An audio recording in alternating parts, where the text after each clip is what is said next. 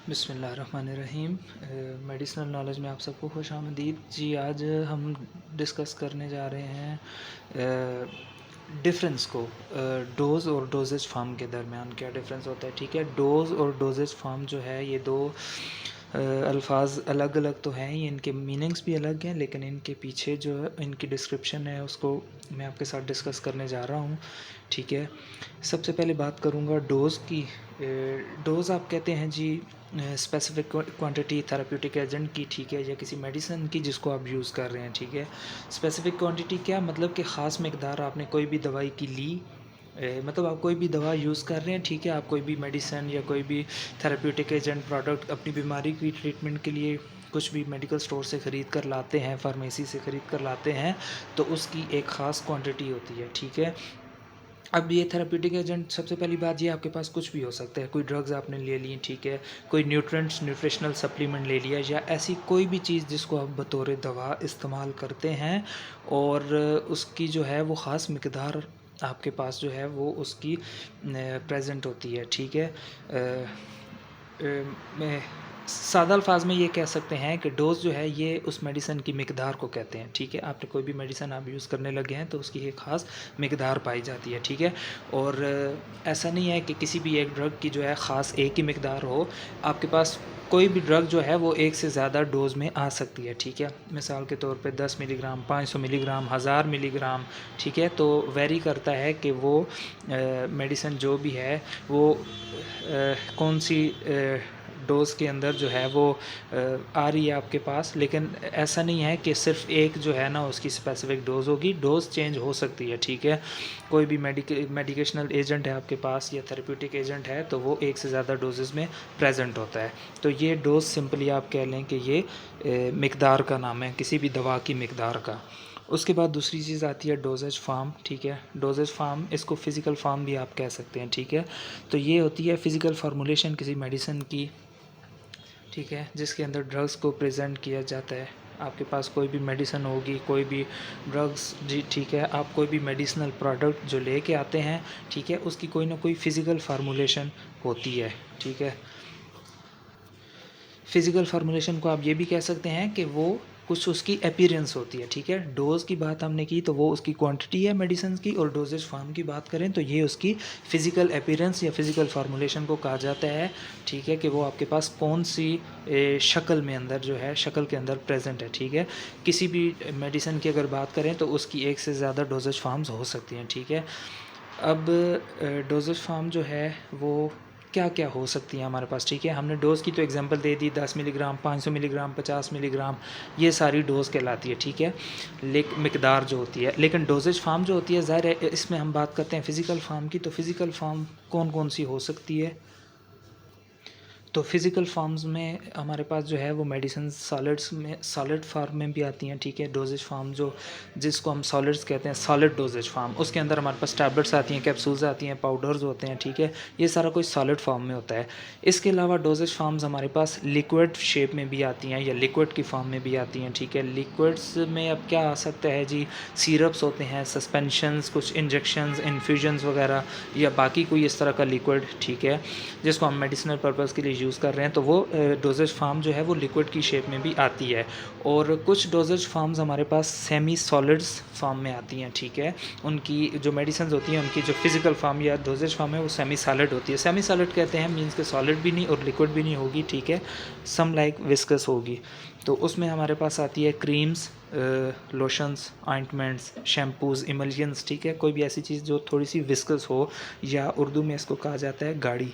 ठीक है, तो जो जिसके अंदर गाढ़ापन होगा तो वो सेमी सॉलिड चीज़ होगी। ठीक है, अच्छा जी, एक दो चीज़ें आपने डोज़ और डोजेज फार्म से रिलेटेड जो है वो ज़हन में रखनी है। वो ये कि जो भी जो है वो कोई भी आपके पास डोज़ होती है, मेडिसिन होती है। ठीक है, वो सिंगल डोज़ भी होती है। ठीक है, लेकिन उसके साथ साथ एक चीज़ ये भी है कि हमारे पास ज़्यादातर जो डोजेज फार्म्स होती हैं या कोई भी मेडिसिन होती है उसकी वो कोई भी डोज़, ऊपर भी मैंने ये बात कही कि जो मेडिसन होती है वो एक से ज़्यादा डोजेज फार्म्स के अंदर भी आ सकती है और एक से ज़्यादा उसकी डोजेज़ भी हो सकती हैं, ठीक है। डिपेंड करता है कि वो किस तरह की जो है वो मेडिसन है और कहाँ पे उसका यूज़ हो रहा है। अपने यूज़ के अकॉर्डिंग उसकी डोज़ भी चेंज हो सकती है और उसकी डोजेज फार्म भी चेंज हो सकती है, मींस के मिकदार भी चेंज कर सकते हैं हम, होती है। और जो उसकी फ़िज़िकल फार्म होगी या डोजेज फार्म होगी वो भी चेंज हो सकती है, ठीक है। अब मैं आगे चल के आपको इसकी एग्जांपल देने लगा हूँ, आपने उस एग्जांपल को समझना है तो फिर आपको डोज़ और डोजेज फार्म का जो सारा डिफरेंस है वो उसका कॉन्सेप्ट क्लियर हो जाएगा। अच्छा जी, एग्जांपल डोज़ या डोजेज फार्म को डिफरेंशिएट करने के लिए जो मैंने चुनी है वो सबसे आम है, ठीक है, पैरास्टामोल की। पैरास्टामोल ये वो ड्रग है जो पाकिस्तान के अंदर बहुत कॉमन चलने वाली टैबलेट है, जैसे कैलपोल, पैनाडोल, या इसके अलावा पैनाडोल की सस्पेंशंस आती हैं, कैलपोल की सस्पेंशंस, उनके अंदर जो है वो पैरासीटामोल पाया जाता है। पैरास्टामोल वो ड्रग है जो आपके पेन और फीवर के लिए इस्तेमाल होती है, ठीक है, बुखार दर्द के, जिस्मानी दर्द के लिए, बुखार को कम करने के लिए, तो ये पैरास्टामोल जो है वो एंटीपायरेटिक भी कहलाती है। इसको फ़ीवर को रिड्यूस करने के लिए यूज़ किया जाता है। अच्छा जी, अब पैरास्टामोल हमारे पास मुख्तलिफ़ डोजेज फार्म्स के अंदर आती है और ज़ाहिर है अगर इसकी डोजेज फार्म्स डिफरेंट होंगी तो हर डोजेज फार्म के अंदर डिपेंड करता है, डोज़ भी डिफरेंट हो सकती है, ठीक है। तो मैंने ये कुछ इसका चार्ट बनाया है, आप इसको देखेंगे तो आपका ये कॉन्सेप्ट क्लियर हो जाएगा। सबसे पहले बात करते हैं पैरास्टामोल में जो हमारे पास डोजेज फार्म इसकी टैबलेट में आती है, ठीक है।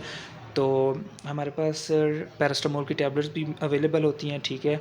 अब टैबलेट्स जो हैं वो बहुत सारे ब्रांड्स आते हैं, ठीक है। तो टैबलेट्स में जो है वो अब डोज़ भी जो है वो मुख्तलिफ हो सकती है, ठीक है। कुछ टैबलेट्स के अंदर पैरास्टामोल अगर जिनमें प्रेजेंट है तो 500 mg की डोज़ में प्रेजेंट होता है। कुछ ऐसी हैं जिनमें 325, 350 बस यहाँ तक इतने मिलीग्राम की डोज़ में प्रेजेंट होता है। और कुछ टैबलेट्स अब ऐसी भी आ गई हैं जिनमें पैरास्टामोल 665 मिलीग्राम मीन्स के 665 mg की डोज तक प्रेजेंट होता है, ठीक है। उसके अलावा हम बात करते हैं पैरास्टामोल में जो सस्पेंशंस जो आती हैं जो चिल्ड्रन के यूज़ के लिए होती हैं, ठीक है। तो सस्पेंशंस में भी पैरास्टामोल की डोज़ वेरी कर रही होती है, ठीक है। कुछ सस्पेंशंस ऐसी हैं जिनमें 5 ml के अंदर 160 mg पाया जाता है, ठीक है। अब 5 ml का मतलब होता है जी कि 1 टीस्पून, जो छोटी चम्मच होती है वो 5 मिलीलीटर के बराबर होती है, ठीक है। तो दवाई को हमेशा 5 मिलीलीटर के हिसाब से ही जो है वो लिया जाता है, 1 टीस्पून के साथ, 1 टेबल स्पून के साथ नहीं, ठीक है। टेबल स्पून बड़ा चम्मच होता है और टीस्पून छोटा चम्मच होता है, छोटा चम्मच 5 मिलीलीटर उसका वॉल्यूम होता है। तो सस्पेंशन की बात हम कर रहे थे, ठीक है। कुछ ऐसी आती हैं जो 5 ml में, मतलब कि एक चम्मच में 160 मिलीग्राम के बराबर पैरास्टामोल रखती हैं।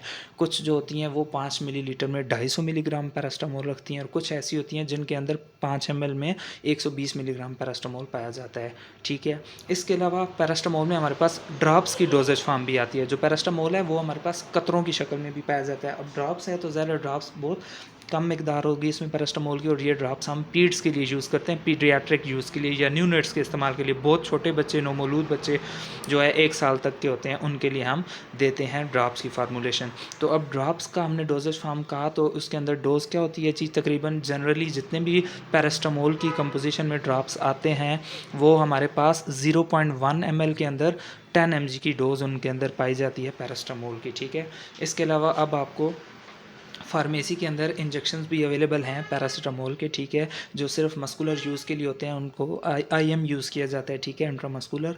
और उस इंजेक्शन के अंदर जो हमारे पास पैरासीटामोल की डोज़ पाई जाती है वो होती है जी 2 ml इंजेक्शन होता है और उसके अंदर 300 mg जो है वो पैरासीटामोल पाया जाता है। इसके अलावा अब हमारे पास इन्फ्यूजन्स भी मौजूद हैं पैरासीटामोल की। इन्फ्यूजन्स आसान लफ्ज़ों में आप कह लें कि इंजेक्शन से हट के चीज़ है कि ये ड्रिप आप इसको कह सकते हैं सादा ज़ुबान में, ठीक है। इसके अंदर जो है वो मैक्सिमम डोज़ होती है पैरास्टामोल की, ठीक है। तो अगर मैक्सिमम डोज़ होती है तो कितनी होती है, ये जो पैरास्टामोल की इन्फ्यूजन्स हमारे पास या ड्रिप्स कह लें जो आती हैं, तो ये 100 ml की इन्फ्यूजन होती है और उसके अंदर 1000 मिलीग्राम जो है वो पैरास्टामोल पाया जाता है। तो ये था जी एक छोटा सा मैंने आपके लिए चार्ट बनाया, ठीक है। ड्रग मैंने चूज़ कर ली पैरास्टामोल जो सिंपल है और सब इसके बारे में बहुत सारे लोग जानते भी होते हैं, ठीक है, कोई नई चीज़ नहीं है, बहुत कॉमन यूज़ होने वाली चीज़ है। तो पैरास्टामोल के अंदर जितनी भी डोजेज फार्म्स आती हैं और हर डोजेज फार्म के अंदर जितनी भी पैरास्टामोल की डोज़ पाई जाती है तो वो मैंने मेंशन कर दी है, ठीक है। उम्मीद है आपका डिफरेंस जो है वो डोज़ और डोजेज फार्म को लेके कॉन्सेप्ट क्लियर हो गया होगा। वीडियो अच्छी लगे तो लाइक करें, चैनल को सब्सक्राइब करें और नेक्स्ट वीडियो में आपसे मुलाकात होगी। अल्लाह हाफ़िज़।